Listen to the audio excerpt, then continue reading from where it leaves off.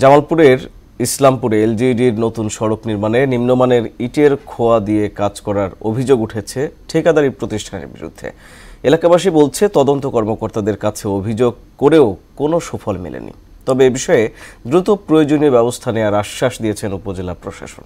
ওসমান হারুনের প্রতিবেদন, জানাচ্ছেন শারমিন স্বর্ণা। জামালপুর ইসলামপুর কাছিহারা বটতলা বাজার থেকে আমতলী পাকা সড়ক পর্যন্ত প্রায় 1 কিলোমিটার নতুন সড়ক নির্মাণ শুরু করেছে এলজিইডি। কথা এন্টারপ্রাইজ নামে একটি ঠিকাদারি প্রতিষ্ঠান কাজটি করছে।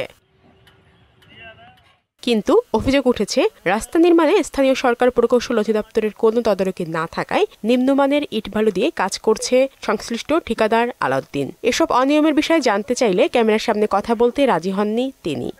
না ঠিক আছে তো ভাই, আপনি আরেকজনের সাথে কথা বলতে দরকার নেই। শুরু থেকেই ঠিকাদার নিম্নমানের কাজ করলেও যেন দেখার কেউ নেই। এলাকাবাসীর দাবি ভালো মানের নির্মাণ সামগ্রী দিয়ে কাজ করাতে প্রশাসন ভূমিকা রাখবে।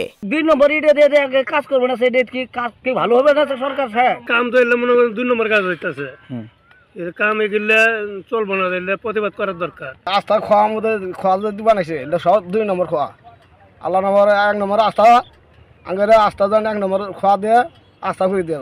রাস্তা নির্মাণে অনিয়ম দুর্নীতির খবর পেয়ে ঘটনাস্থল তদন্ত করে ঠিকাদারকে সতর্ক করা সহ প্রয়োজনীয় ব্যবস্থা নেওয়ার আশ্বাস দিলেন এই কর্মকর্তা।